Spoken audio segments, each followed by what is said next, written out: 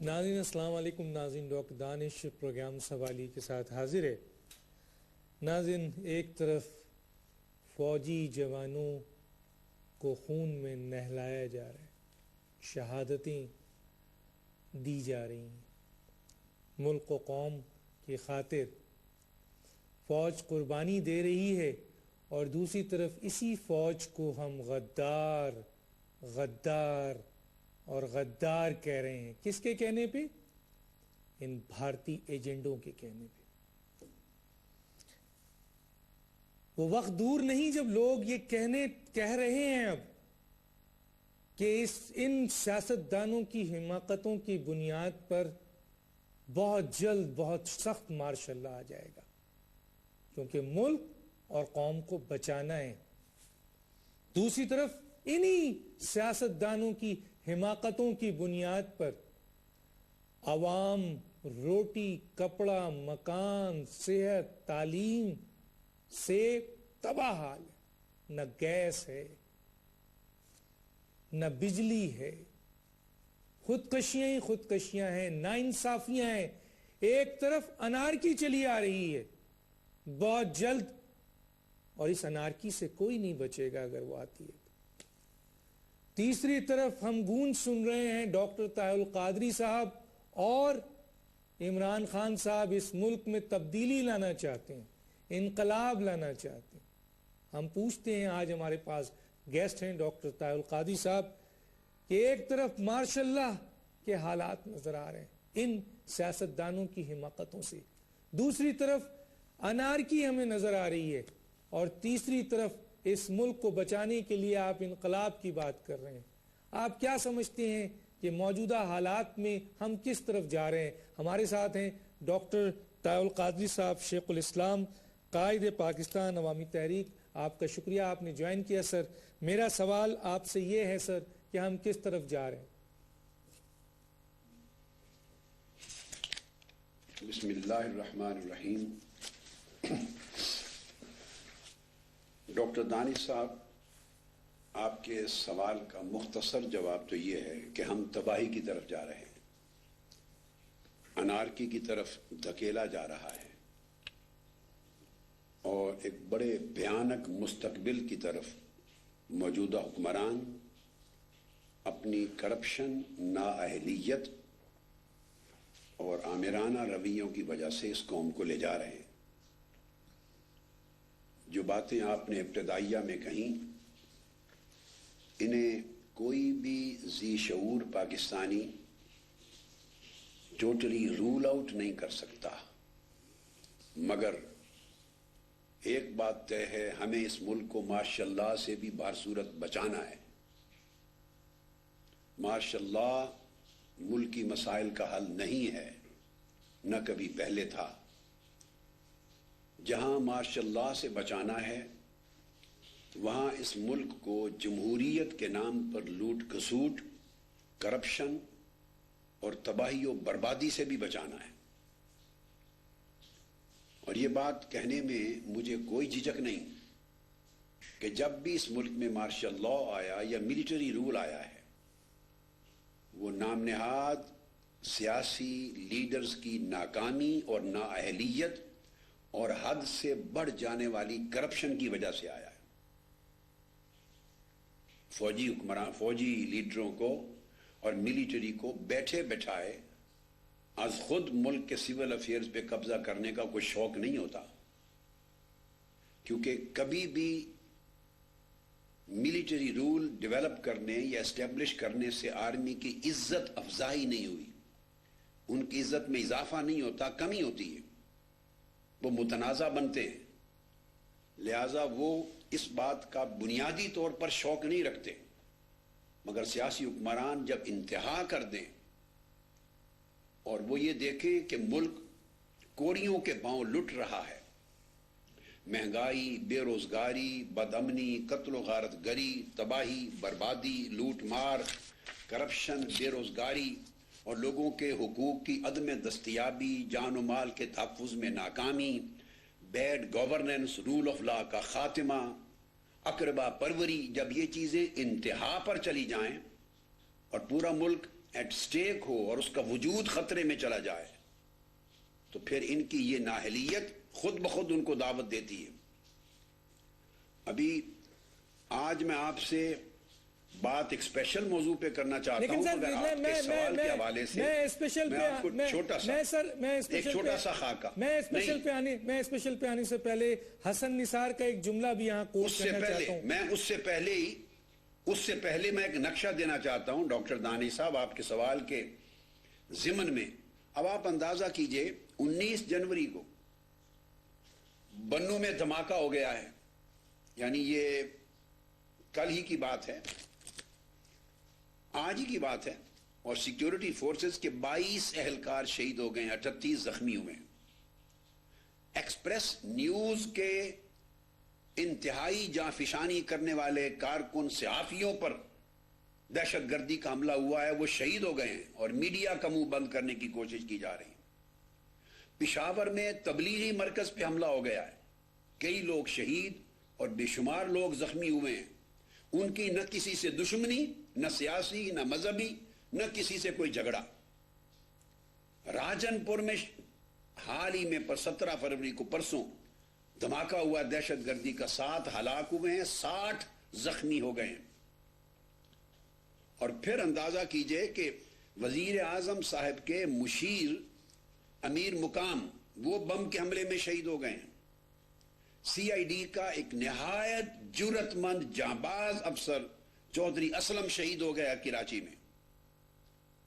اور یہ جو مذاکرات کا ڈھونگ رچایا گیا ہے, مولانا سمیع الحق صاحب کو ذمہ داری سونپی گئی ہے, انہی کی جماعت سے تعلق رکھنے والے ذمہ داران اور دیگر وہ لوگ جو آگاہ ہیں طالبان کے معاملات سے, وہ پاکستان کے ٹی وی چینلز پر بارہا یہ کہہ رہے ہیں کہ مولانا سمیع الحق کا ٹیلی فون تک وزیر اعظم صاحب اٹھانے کو تیار نہیں. مذاکرات کیا ہونے ہیں؟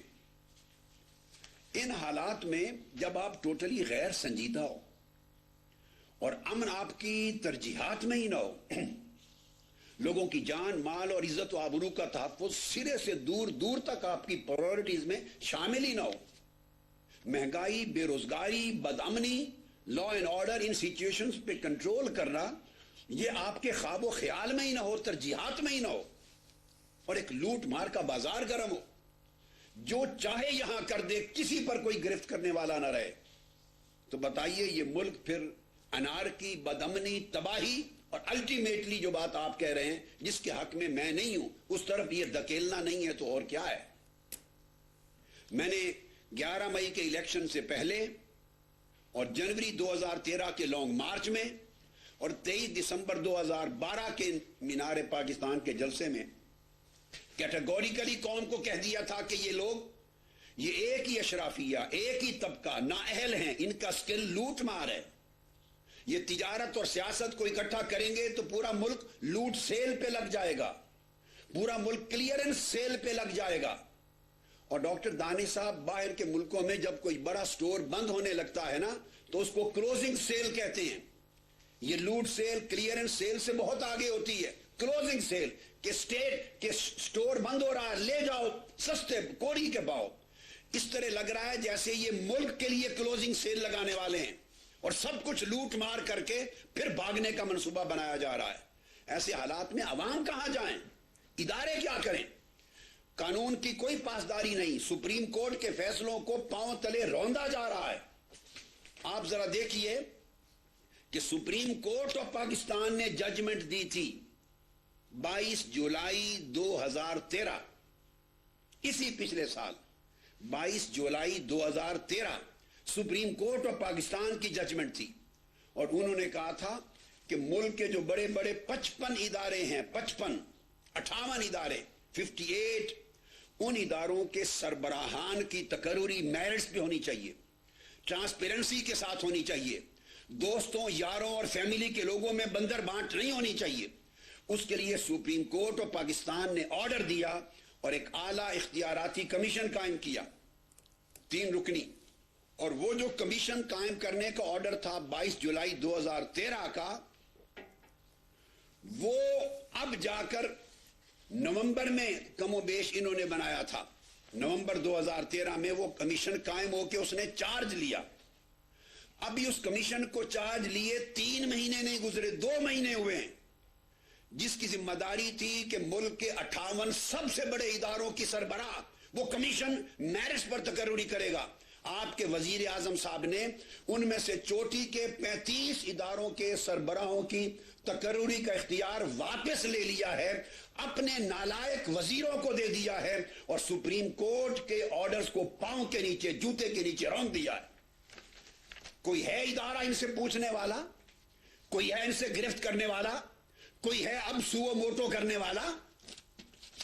सवाल यह पैदा होता है कि जिस मुल्क में यह आलम हो कि न कानून की पासदारी हो, न सुप्रीम कोर्ट के ऑर्डर्स की पासदारी हो, न रूल ऑफ लॉ हो, न आइन की पासदारी हो, न ट्रांसपेरेंसी हो, न लोगों को मालूमात तक कोई एक्सेस हो, जहां हर शख्स मारा जा रहा हो और इंसान का खून पानी की तरह अर्जा हो, न अमन की कोई कोशिश की जा रही हो, सिर्फ गैर मुल्की आकाओं को खुश करने के लिए और अपनी कुर्सी पे बाजमान रहने के लिए पूरा मुल्क तबाही के दाने पर खड़ा हो, तो क्या होगा? हम माशाअल्लाह से बचाएंगे और अवामी इनकलाब के रेले के जरिए हम इनसे लूट मार का ये सारा निजाम खत्म करेंगे और इनसे इनका कब्जा छीन कर पुरअमन तरीके से अवाम को मुंतकिल करेंगे। और ये वक्त डॉक्टर साहब अब करीब आ रहा है। डॉक्टर साहब, ये एक जो मैं सवाल पूछना चाह रहा था और वो ये है कि कितना करीब है, क्योंकि इमरान खान साहब भी जो हैं वो इस बात के लिए उनका प्रेस कॉन्फ्रेंस, एक तरफ वो सिस्टम का हिस्सा भी हैं, दूसरी तरफ वो इस मौजूदा हुकूमत को धांधली की पैदावार कहते हैं, तीसरी तरफ वो आपके इनकलाब को और आपकी तमाम बातों को सपोर्ट भी करते हैं। तो कितना दूर है ये इनकलाब? देखिए, मैं आपके सवाल का भी जवाब देता हूं, लेकिन काइंडली मैं आज निजकारी के मौजू पर मेरे दिल में ख्याल है वो सर मैं ब्रेक के बाद पूछूंगा आपसे सर, वो ब्रेक के बाद पूछूंगा सर मैं आपसे। ठीक है, अब कितना दूर है कितना नजदीक है, इसके जवाब के 2 हिस्से हैं। आपने इमरान खान साहब की बात की,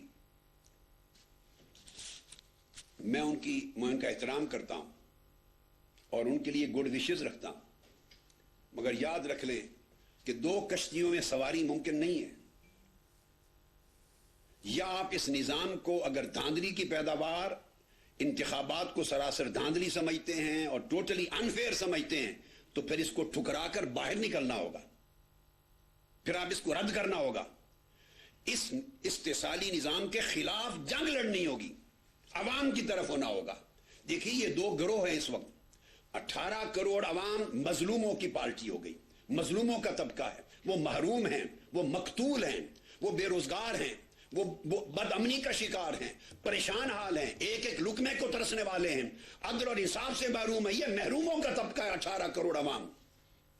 और चंद 100 घराने जो इंतखाब की जुर्लू के जरिए मुंतखब होने का स्किल और फन जानते हैं, वो जानते हैं इलेक्शन किस तरह लड़ना, किस तरह जीतना, किस तरह रिग करना और किस तरह इलेक्शन को के जरिए जीतकर दोबारा इख्तिदार की कुर्सी पर आना। ये उनका फन है। जैसे नाच गाने वालों का फन है, डांसर का फन है, सिंगर का फन है, इस तरह गोल्ड स्मिथ का फन है, इस तरह लॉयर का फन है, हर एक का एक फन है। इन सियासतदानों का पाकिस्तान में बदकिस्मती से फन है लूट मार। हराम के करोड़ों अरबों पैसे 5 साल 4 साल में कमाते हैं, उसका एक हिस्सा अगले इलेक्शन पे लगाते हैं। थाने खरीदते हैं, थानेदार खरीदता है, बिरादरियां खरीदते हैं, गुंडागर्दी करते हैं, दहशतगर्दी करते हैं, शराफत को पामाल करते हैं और डीसी से लेकर एसपी, पुलिस, पटवारी सब कुछ अपनी मर्जी से लगवाते हैं। दान दौड़ धांधली के स्किल के जरिए ये हमेशा जीत कर आते हैं और 100 साल भी यही जीत कर आएंगे। किसी गरीब और सफेद पोश का बच्चा इकोनॉमिस्ट हो, एग्रीकल्चरिस्ट हो, पीएचडी हो, आईटी स्पेशलिस्ट हो, लॉयर हो, जितनी तालीम हासिल कर ले, जितना काबिल बन जाए, जिसके पास 10-20 करोड़ हराम के पैसे नहीं और लुटेरों के साथ गठजोड़ नहीं, वो अगले 100 साल में भी कभी एमएनए इलेक्ट होकर नहीं आ सकता। लिहाजा जो लोग तब्दीली चाहते हैं उन्हें एक फैसला करना होगा, दुरंगी छोड़कर यकरंग हो जा, सरासर मोम या फिर संग हो जा, या लुटेरों के निजाम का हिस्सा रहें या उन्हें लात मारकर अवाम के साथ खड़े हो जाएं। अगर इमरान खान साहब आज फैसला कर दें اور وہ یہ سچا سمجھتے ہیں کہ یہ دھاندلی کا الیکشن ہے, انفیئر ہے, ٹوٹلی انفیئر ہے, اور یہ انفیئرنس آگے بھی ہوگی. ان کو لات مار دیں تو میرے انقلاب کا اعلان میں دور کرنے کی بجائے ڈیٹ بہت جلد اعلان کرنے کو تیار ہوں. 1/1 اور 2/11 میرے ساتھ آ جائیں کلیئرٹی آف مائنڈ کے ساتھ. اگر ہر روز یہ کہتے ہیں کہ یہ دھاندلی ہے اور جو کچھ میں نے کہا تھا سچ کہا تھا, تو پھر اس دھاندلی میں بیٹھے کیوں ہیں؟ رد کر دیں, ٹھوکر ماریں ان کو. اس نظام نے خان صاحب آپ کو کچھ نہیں دینا, غریبوں کو کچھ نہیں دینا, جوان نسل کو کچھ نہیں دینا. یہ لوگ لوٹتے رہیں گے, کھاتے رہیں گے, اور پورا ملک بکنے والا ہے. پھر کبھی ایسا نہیں ہو سکتا کہ ہم نام تبدیلی کر لیں اور بیٹھیں بددیانت اور خائن کرپٹ لوگوں کے نظام کا حصہ بن کر. اگر وہ ٹھوکر مار کے نکل آئیں باہر تو انقلاب بہت جلد آپ کو لا کے دیتے ہیں کہ پھر 2 قوتیں ہم نکلیں گی, عوام اور نکلیں گے, اور چند مہینوں میں اس ملک کے عوام کو انقلاب دینے کو تیار ہوں. ٹھیک ہے سر, اگر وہ اسی نظام کا حصہ رہیں اور تنہا میں نے جنگ لڑنی ہے عوام کے ساتھ, تو آف کورس پھر کچھ وقت اور لگے گا. ٹھیک ہے سر, میں امید کرتا ہوں کہ خان صاحب اس کے لیے میری ریکویسٹ ہے کہ جلد فیصلہ کریں, یا اس کشتی میں حصہ پاؤں رکھ کے بیٹھیں یا دوسری کشتی میں آئیں.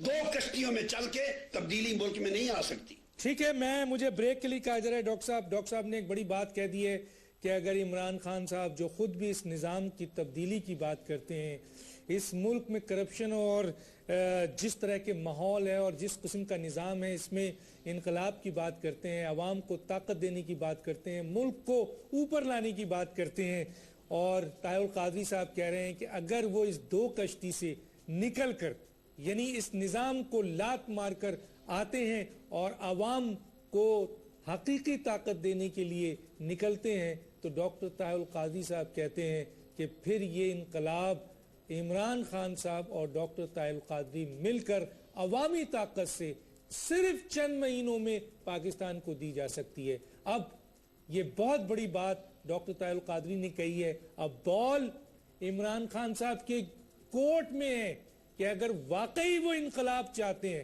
اس ملک کو نکالنا چاہتے ہیں, اس کرپٹ سسٹم سے نکلنا چاہتے ہیں, اس دھاندلی والی جس طرح کی حکومت اور الیکشن کمیشن ہے, اس سے اس ملک کو اور عوام کو بچانا چاہتے ہیں, تو اب وہ فیصلہ کریں. ایک چھوٹا سا بریک, پھر واپس آتے ہیں.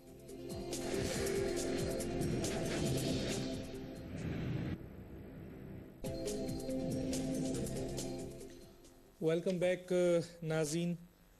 اس وقت ہمارے ساتھ ڈاکٹر قادری صاحب ہیں. کچھ ٹیکسٹ بھی ہیں کہ کچھ جگہوں پر کیبل جو ہے وہ بند کر دیے گئے ہیں. بہرحال میسیج ہے اس کو ہم نے کیا ہے. ڈاکٹر صاحب, میرا جو سوال ہے وہ یہ ہے کہ پاکستان میں ایک اور بہت اہم کام ہونے جا رہا ہے, اور وہ ہے کیونکہ معاشی طور پر تو ہم بہت تباہ ہو چکے ہیں اور قرضے لے کر بیرونی دنیا سے اور اپنے بینکوں سے ہم حکومت چلا رہے ہیں, اور ریزرو بہت خراب حالات میں, یعنی معاشی تباہی کی طرف ہم بڑھ چکے ہیں, اور ڈالر جو ہے وہ 107 سے مزید تجاوز کر رہا ہے. تیسری طرف ہم نچکاری کر رہے ہیں ان اہم اداروں کی. کیا آپ سمجھتے ہیں کہ اس میں شفافیت ہوگی ان سے, اور کیا بین الاقوامی طور پر بھی اس قسم کی نچکاری ہوتی ہے؟ کس طرح سے ہوتی ہے, کیا کہیں گے آپ؟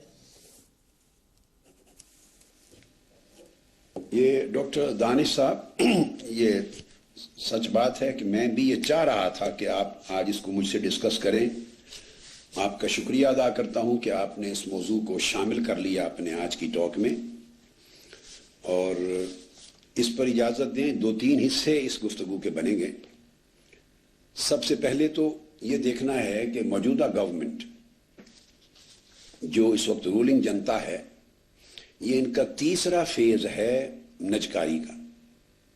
پہلا فیز انہوں نے نجکاری پرائیویٹائزیشن کی 1991 اور 93 کے درمیان. جب برسر اقتدار آئے تو فوری طور پہ ان کی نگاہ اقتدار پہ آتے ہی قومی اثاثوں کے بیچنے اور خریدنے پر ہوتی ہے. بیچتے یہ حکمران بن کر ہیں اور سیاستدان بن کر ہیں, اور انڈائریکٹلی خود خریدتے ہیں تاجر اور کاروباری بن کر. فرنٹ مین اور ہوتے ہیں. 40 اسٹیٹ انٹرپرائزز کو بیچا گیا, جس میں مسلم کمرشل بینک بھی شامل تھا, سیمنٹ فیکٹریز بھی تھیں, آئل ریفائنریز بھی تھیں, اور میجر سٹیل انڈسٹریز تھی, کیمیکل پلانٹس تھے. ان میں 10 یونٹ ڈاکٹر دانی صاحب ایسے تھے جو 1991 سے 93 میں انہوں نے بیچے، جو نفع کما کے دے رہے تھے وہ لاس میں نہیں تھے. میں ان ریکارڈ بات قوم کے نالج کے لیے لا رہا ہوں، مگر وہ بھی بیچے اور صرف اپنی فیملی کے لوگ اور اپنے قریبی دوستوں یاروں کو بیچے. ٹوٹلی غیر شفاف اور کرپشن بیسڈ پرائیویٹائزیشن تھی. پھر دوسرا فیز آیا ان کا 1997-99 میں جب دوبارہ برس اقتدار آئے. پھر 1 درجن کے قریب 12 کے قریب سٹیٹ قومی اثاثے بیچے، اور وہ بھی اپنے فیملی ممبرز کو، اپنے دوستوں کو اور سیاسی پارٹنرز کو، پولیٹیکل پارٹنرز کو بیچے. ایسی اندھیر نگری دنیا میں کہیں نہیں ہوتی. میں اس طرف آؤں گا، ایک کمپیریٹیو سٹڈی کرواؤں گا آج قوم کو آپ کی وساطت سے. تیسرا فیز آیا، اب اقتدار میں آئے سپٹمبر 2013 میں انہوں نے اناؤنس کر دیا، اور اب یہ بہت بڑے جو بچ گئے قومی اثاثے بیچ رہے ہیں، جن میں پاک سٹیل بھی بیچ رہے ہیں، PIA بک رہا ہے، ریلویز بک رہے ہیں، آئل اینڈ گیس انڈسٹری بیچ رہے ہیں، پیٹرو کیمیکل یونٹس بیچ رہے ہیں، نیشنل ریسورس یونٹس کو بیچا جا رہا ہے، انجینئرنگ یونٹس بیچ رہے ہیں، ٹیلی کام انڈسٹری بیچ رہے ہیں، فرٹیلائزر فرمز بیچ رہے ہیں، آٹو موبائل یونٹس بیچ رہے ہیں، اسٹریٹجک انفراسٹرکچر یعنی سڑکیں اور ہائی ویز بھی بیچ رہے ہیں، ایجوکیشنل انسٹیٹیوشنز تعلیمی ادارے بیچ رہے ہیں، ٹیچنگ ہاسپٹلز ہسپتالوں کو بیچا جا رہا ہے، اور کئی ایسی کارپوریشن ہیں جو اس وقت بھی نفع دے رہی ہیں، وہ پروفٹ میکنگ کارپوریشنز کو بھی بیچ رہے ہیں، چھوٹے بینکنگ سیکٹرز بک رہے ہیں، پاور سٹیشن بیچ رہے ہیں، ٹورزم بیچی جا رہی ہے، بلڈنگ اور کنسٹرکشن کمپنیز کو بیچ رہے ہیں، الیکٹریکل اور میکینیکل انڈسٹری کو بیچ رہے ہیں. اس کا مطلب ہے کہ اب اس فیز کے بعد پاکستان کا ریاست کے ہاتھ میں کچھ نہیں بچے گا، سب ملک بک رہا ہے. ملک کے سارے اثاثے اب کلیئرنس اور کلوزنگ سیل پر ہیں. اب میں بتانا چاہتا ہوں کہ ہو کیا رہا ہے. بدقسمتی ہے کہ ٹی وی چینلز پر ساری معلومات عوام کو فراہم کرنا، ذرہ ذرہ کی معلومات، یہ ذمہ داری تھی حکمرانوں کی. اگر ان کی نیت میں فطور نہ ہوتا، کرپشن ان کا پلان نہ ہوتا، شفاف طریقے سے نجکاری ہوتی، اور نجکاری کا مطلب ملک کو ترقی دینا ہوتا، اداروں کو پروفیٹیئرنگ بنانا اور اس کے ورکرز کو اور عوام کو خوشحال کرنا ہوتا، تو پھر ہر چیز اس کی ہر چھوٹی بڑی پاکستان کے 50 ٹی وی چینل ہیں ان کے اوپر لے آتے، عوام کو ایکسیس دیتے. مگر ایسا نہیں ہوا. اب دیکھیے کر کیا رہے ہیں. پہلے تو اس کے لیے انہوں نے نجکاری کمیشن بنایا ہے، ایک بورڈ بنایا ہے پرائیویٹائزیشن کا. میں اس کا انالیسس کروں گا کہ وہ بورڈ کیا ہے. ایک خفیہ طریقے سے اہل لوگوں کو رد کر کے وزیر اعظم صاحب نے اپنے دوستوں، یاروں، بزنس پارٹنرز اور پولیٹیکل مسلم لیگ نون کی پارٹی کے لوگوں پر مشتمل، اپنے لوگوں پر مشتمل، جن میں ان کے ٹکٹ ہولڈرز بھی ہیں جو الیکشن میں، مئی کے الیکشن میں، ان پر مشتمل ایک خفیہ بورڈ بنا دیا ہے تاکہ رات کے اندھیرے میں ڈاکہ زنی ہو جائے، کوئی نہ جانے نہ دیکھے نہ پوچھے. اب اس کے جو چیئرمین بنائے گئے ہیں ان کا نام بتایا گیا محمد زبیر. اب یہ بھی سن لیں، پوری قوم کو آپ کے پروگرام کے ذریعے آگاہ کر رہا ہوں کہ ان کا پورا نام ڈسکلوز نہیں کیا جا رہا. ان کا پورا نام ہے محمد زبیر عمر، اور وہ اس لیے نہیں بتایا جا رہا کہ زبیر عمر صاحب جو ہیں وہ جنرل غلام عمر ریٹائرڈ جو تھے، جنرل یحییٰ کی کونسل کے ممبر، ان کے صاحبزادے ہیں، اور پی ٹی آئی کے ایک لیڈر ہیں اسد عمر صاحب MNA، ان کے بھائی ہیں. اور عمر کا لفظ ہٹا دیا ہے نام سے اس لیے کہ وہ مسلم لیگ نون کی کور کمیٹی، ان کی مینیفیسٹو کمیٹی کے چیئرمین ہیں. نون لیگ کی مینیفیسٹو منشور بنانے والی کمیٹی کے چیئرمین ہیں، کور ممبر ہیں نون لیگ کے پولیٹیکل. ان کو بنا دیا اس کا چیئرمین، اور وہ پرائم منسٹر صاحب کے ذاتی دوست ہیں. اب پورے ملک کے اتنے بڑے قومی اثاثے، PIA، اسٹیل انڈسٹری، ٹیلی کام سے لے کر بینکوں تک سارا کچھ بیچا جا رہا ہے. اس کے چیئرمین لگانے کا کچھ میرٹ ہونا چاہیے، کچھ اصول ہونا چاہیے. اب ان کی میں آپ کو کوالیفیکیشن بتاتا ہوں. مجھے ان کی ذات سے کوئی گلہ شکوہ نہیں ہے، ممکن ہے اچھے آدمی ہوں, میں ایکسپیرینس اور اہلیت کی بات کر رہا ہوں, میں پھر دہراتے بھی ہوں اچھے آدمی ہوں گے, مجھے کوئی گلہ نہیں ہے. میرا کنسرن ہے بھائی یہ سارے اثاثے آپ کے خاندان کی جائیداد نہیں ہیں, آپ کو وراثت میں نہیں ملے, اس کے مالک 18 کروڑ عوام ہیں, وہ جو بھوکے مر رہے ہیں.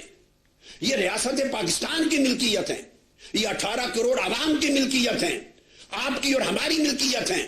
قوم کا اثاثہ بیچا جا رہا ہے, تو قوم کی ملکیت چھپا کر رات کے اندھیرے میں کیوں بیچی جائے؟ قوم کو پتا ہونا چاہیے کہ کس کو چیئرمین لگایا ہے. اب ان کا پورا کیریئر آپ اندازہ کر لیں, 1981 سے لے کر سن 2007 تک 26 سال کا کیریئر صرف کمپیوٹر کی ایک کمپنی کا ہے. آپ اندازہ کر لیجئے, 26 سال کا کیریئر ہے محمد زبیر عمر صاحب کا. MBA کے بعد یہ IBM کمپیوٹر کی ایک کمپنی ہے, اب پہلے چند سال اس میں پڑھایا ہے, اور اس کے بعد کمپیوٹر کی IBM کمپنی کے فائنانشل شعبے کے مختلف پوزیشن پہ رہے ہیں. یہ صرف فائنانس کے آدمی ہیں کمپیوٹر کمپنی کے اندر, پوری لائف.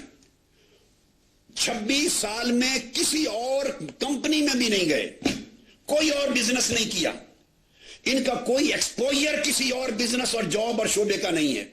صرف 26 سال پوری لائف ایک IBM میں فائنانس کے شعبے میں نوکری کی ہے, اور اس میں اگر مڈل ایسٹ میں بھی رہے ہیں, افریقہ میں بھی, تو فائنانس ہی کے شعبے میں فائنانشل آفیسر چیف, پاکستان میں بھی چیف فائنانشل آفیسر, دبئی میں بھی فائنانشل آفیسر, میلان اور اٹلی میں بھی فائنانشل آپریشنز کے پر رہے ہیں. 90 سے 92 تک پھر پاکستان میں اکاؤنٹنسی اور ٹریجری میں رہے ہیں. پیرس اور فرانس میں بھی صرف ٹریجری, یعنی یہ اکاؤنٹنسی کے سبجیکٹ کے آدمی ہیں. ساری زندگی کا 1981 سے 1986 تک میں چیلنج کے ساتھ کہہ رہا ہوں, یہ ان کی پوری پروفائل میرے سامنے ہے. جس کا جی چاہے یہ کمپیوٹر پہ جائے, گوگل پہ جائے, ویب سائٹ پہ جائے, چیک کر لے, اگر ایک لفظ بھی غلط ہو تو آپ مجھے مجرم گردان سکتے ہیں. اب ایک شخص ممکن ہے وہ بہت ہی اچھے آدمی ہوں گے, اور میں امید کرتا ہوں, مگر ان کا ایکسپیرینس ہی نہیں ہے. کمپیوٹر کی فرم میں 26 سال زندگی کے صرف فائنانس کے شعبے میں جس نے گزارے ہو, آپ اسے PIA بیچنے کے اوپر لگا رہے ہیں, سٹیل مل بیچنے پہ لگا رہے ہیں, ریلوے بیچنے پہ لگا رہے ہیں, پورے ملک کو بیچنے پہ لگا رہے ہیں. انہوں نے ٹریڈ کبھی نہیں کیا, انہوں نے خرید و فروخت کے معاملات نہیں کیے, انہوں نے بزنس کبھی نہیں کیا, جاب کیا ہے, عمر پر ایک ملازمت کی ہے. وجہ کیا کہ مسلم لیگ نون کی کور کمیٹی کے ان کے مینیفیسٹو کے آدمی ان کے ذاتی یار ہیں. اب اس کے بعد اگلا آدمی سنیے جو دوسرا ممبر ہے. اب انہی کے ایک بھائی, ایک عجیب, قوم کب تک سوتی رہے گی, قوم کب فیصلہ کرے گی باہر نکلنے کا انقلاب کے لیے؟ کچھ نہیں بچے گا, جب سب کچھ لٹ جائے گا پھر آواز آئے گی اب پچھتائے کیا جب چڑیاں چگ گئی کھیت. اس کھیت کا کچھ نہیں بچنا.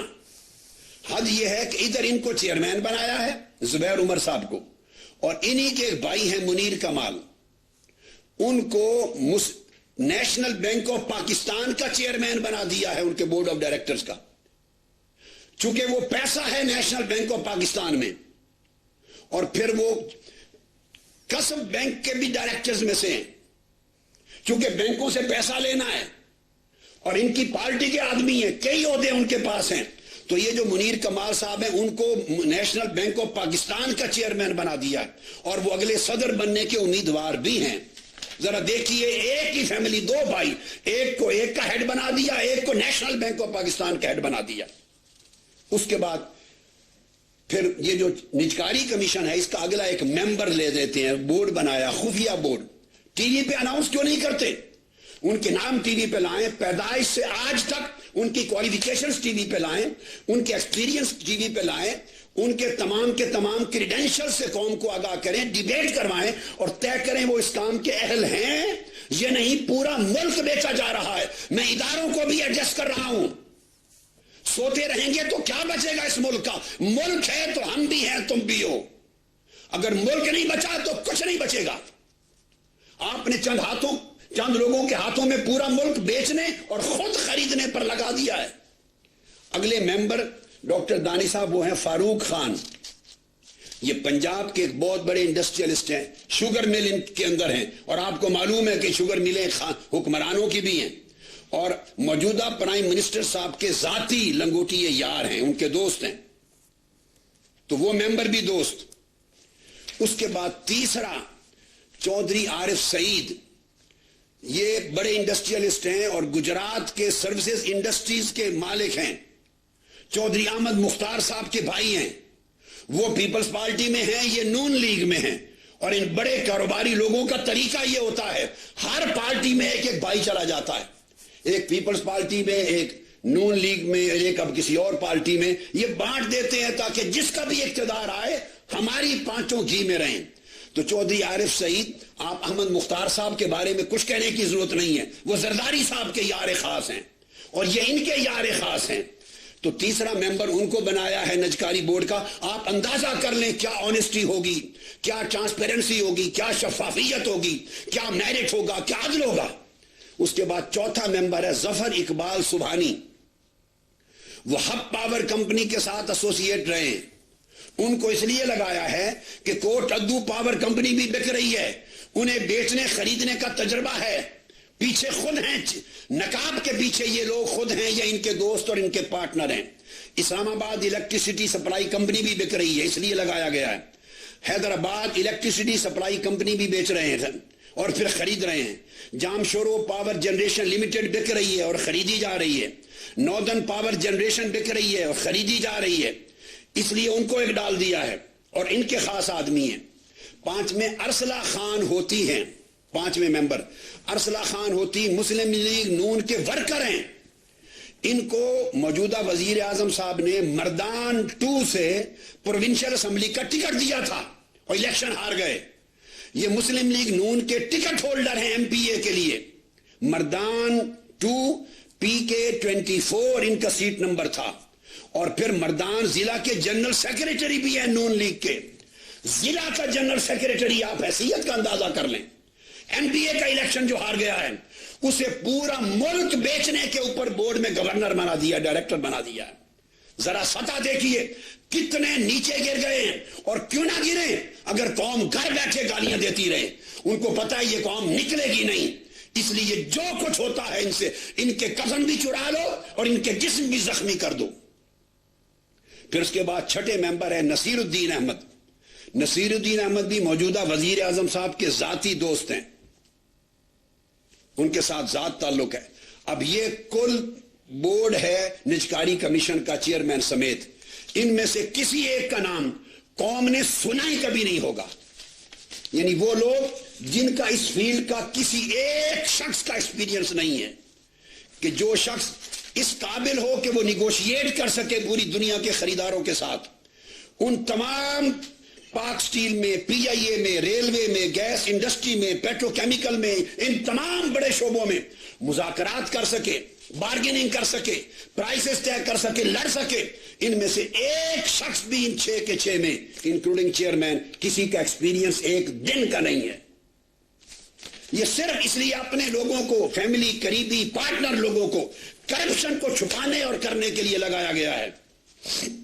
ڈاکٹر صاحب یہاں روکوں گا. ڈاکٹر صاحب یہاں بریک کے لیے کہا جا رہا ہے, ڈاکٹر صاحب بریک کے لیے کہا جا رہا ہے, ڈاکٹر صاحب بریک کے لیے کہا جا رہا ہے. میں بین الاقوامی طور پر بھی آپ سے پوچھتا ہوں کہ کیا سچویشن ہوتی ہے, لیکن ناظرین اس سے پہلے ایک بریک. مزید ٹیکس ہے اور وہ ٹیکس یہ ہے کہ اور بھی جگہ کیبل بند کر دیے گئے ہیں ARY نیوز کے, اور کیوں بند کر دیے گئے ہیں, یہ ظلم کیوں کیا جا رہا ہے, ایسا نہیں کیا جانا چاہیے, آواز پہنچنی چاہیے عوام تک. ایک چھوٹے سے بریک پہ واپس آتے ہیں.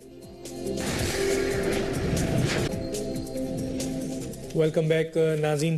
ڈاکٹر طاہر القادری صاحب ہمارے پاس صرف 4 منٹ ہے. کیا کہتے ہیں اس نجکاری کے سلسلے میں بین الاقوامی ملکوں میں بھی کس قسم کا آپ دیکھتے ہیں, کیا نظام ہوتا ہے, کیا وہاں اس قسم کی نجکاری ہوتی ہے, کیا کہیں گے؟ ڈاکٹر صاحب میں اب اس کو مختصر کرتا ہوں. میرے پاس بہت ضروری باتیں تھیں اور میں بین الاقوامی سطح پہ جن ملکوں میں آج تک نجکاری ہوئی ہے اس کے نظام کا پاکستانی نجکاری کے نظام سے کمپیریزن کرنا چاہتا تھا. شاید ٹائم نہ بچے. اب 4 منٹ میں کئی چیزیں ڈراپ کرتا ہوں, کسی اگلے ٹائم پہ رکھتا ہوں. چند چیزیں بڑی ضروری سن لیں. ایک, میں یہ اعلان کر رہا ہوں موجودہ حکمرانوں کو بھی اور جو بڈ دیں گے ان کو بھی اور جو خریدیں گے ان سب کے لیے کہ یہ قوم کا اثاثہ ہے. 18 کروڑ عوام اس کے مالک ہیں. ریاست پاکستان اس کے مالک ہیں. قائد اعظم کا دیا ہوا ملک اس کا مالک ہے. لوٹ مار نہیں ہونے دیں گے. اگر شفاف طریقے سے کامل دیانتداری کے ساتھ, اور میں اس کا پروسیجر بیان کرتا ہوں, سجیسٹ کرتا ہوں, اس کے ساتھ نجکاری نہ ہوئی تو سن لیں, ان قریب عوامی انقلاب آ رہا ہے. ان قریب عوامی انقلاب آ رہا ہے. ان قریب عوامی کروڑ پاکستانیوں کا انقلاب آ رہا ہے. اور عوام طاقت لے کر پرامن طریقے سے اس نجکاری کو میں کہہ رہا ہوں کینسل کر دیں گے. میں اس فراڈ, بددیانتی, کرپشن پر مبنی عوامی انقلاب کے بعد اس کو منسوخ کر کے پھر نیشنلائز کر دیں گے. پھر ریاست پاکستان کو واپس لوٹا دیں گے اور بین الاقوامی شفافیت کے پیمانے کے مطابق پھر اس کی نجکاری کرائیں گے جس جس کی ضرورت ہوگی. لہذا خریدنے والے ہوشیار رہیں, عوامی انقلاب آنے والا ہے. اس لوٹ مار کی اندھیری ادھیر نگری نہیں ہونے دی جائے گی. عوامی انقلاب کے بعد میں اسے منسوخ کر دوں گا عوام کی طاقت کے ساتھ. سارے اثاثے ریاست پاکستان کو واپس دلا دیں گے. خریدنے والے سوچ کے خریدیں, بیچنے والے سوچ کے بیچیں. یہ آپ کی ذاتی جاگیر نہیں کہ لوٹ مار کر کے بھاگتے بنے. عوام کی ملکیت ہے. عوام ان کو دوبارہ نیشنلائز کر کے چھین لیں گے. ہاں, اس صورت میں نجکاری منظور ہے اور ہوگی. میں شرائط آپ کے سامنے رکھ دیتا ہوں. اگر ایک کنڈیشن بھی غلط ہو تو آپ مجھے بتا دیجئے. اب میں بین الاقوامی موازنہ اس وقت نہیں دے سکتا. نجکاری برطانیہ میں بھی ہوئی, نجکاری فرانس کی ہوئی, نجکاری جرمنی میں ہوئی, نجکاری آسٹریلیا میں ہوئی, کینیڈا میں ہوئی. ان تمام نجکاریوں کے کمیشنز, کس طریقے سے شفافیت کا نظام تھا, سب کچھ میرے سامنے ہے. میں اس بین الاقوامی شفافیت کے پیمانے پر ہم پاکستان کی شفاف نجکاری دیکھنا چاہتے ہیں. اگر نہ ہوئی تو قوم اس کو واپس لے کر خود بین الاقوامی معیار پر کرے گی. پہلی شرط یہ ہے کہ جتنے لوگ اس پرائیویٹائزیشن بورڈ کو توڑا جائے, یہ یاروں, دوستوں اور رات کے اندھیرے میں رشتہ داروں اور خاص لوگوں کا بورڈ قبول نہیں ہے, بلکہ ٹیکس پیئنگ ممبر پبلک کے لیے جائیں. ٹیکس پیئنگ پارلیمنٹ کے ممبران ہوں, نیٹ اور کلین بیک گراؤنڈ کے لوگ ہوں, ریٹائرڈ نان کنٹروورشل ممبرز اور جوڈیشری کے ممبرز اور ٹاپ کے نان کنٹروورشل. پھر نمبر 2, پبلک میڈیا پہ اس کی اوپن ڈیبیٹ کی جائے. اب 50 چینل موجود ہیں, T V channel, news paper. 90 اور 97 میں نہیں تھے. بڈنگ مکمل ٹرانسپیرنٹ ہو, ہر ٹی وی چینل پر بڈ کا اعلان کیا جائے کہ ملک کے اندر اور باہر سے کون کون بڈ دے رہا ہے, کتنی کتنی بڈ ہے, پتہ چلے. چہروں سے پردے اٹھائیں, رات کے اندھیرے میں نہیں دن کے اجالے میں نجکاری کریں. اور ٹی وی چینلز کے اوپر ان کی ٹرانسپیرنٹ بڈنگ کو اناؤنس کیا جائے. ان سائڈ ٹریڈنگ نہیں ہونے دیں گے. مینیپولیشن, پوٹینشل بائر, میاں منشا جیسے گروپ پیچھے پردے کے پیچھے نہیں کھیلیں گے. رائے ونڈ نہیں کھیلے گا. مختلف ناموں سے خود خریدار, بیچنے والے خود خریدار دوسرے ناموں سے نہیں ہوں گے. اور پھر یہ ہے کہ جو بڈ دیں, بائر بنے, وہ 10 سال تک اپنے ٹیکس کی رپورٹس پہلے پیش کریں کہ کیا وہ ٹیکس 10 سال تک مکمل پے کرتے رہے ہیں. نمبر 2, کہیں وہ لون ڈیفالٹر تو نہیں ہیں, ان کے خلاف فراڈ کے کیسز تو پینڈنگ نہیں ہیں, کوئی پریویس کنوکشن تو نہیں ہے. یہ ٹی وی پر اناؤنس کیا جائے, ریکارڈ آئے. اور ریٹائرڈ ججوں پر مشتمل ساری اپوزیشن